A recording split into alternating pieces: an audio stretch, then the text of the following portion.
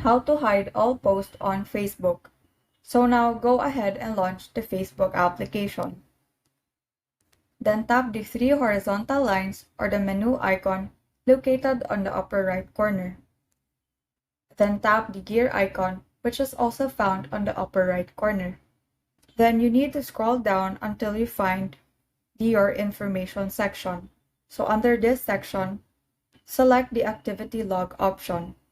Then tap the drop-down arrow button beside your activity across Facebook.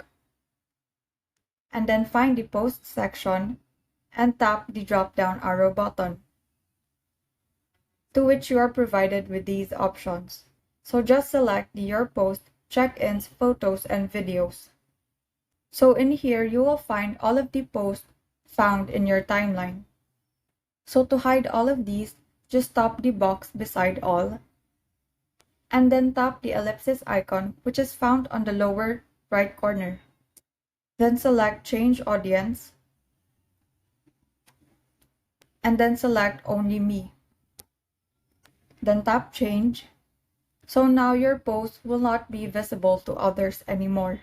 And so that is how you hide all posts on Facebook. Thank you and have a great day.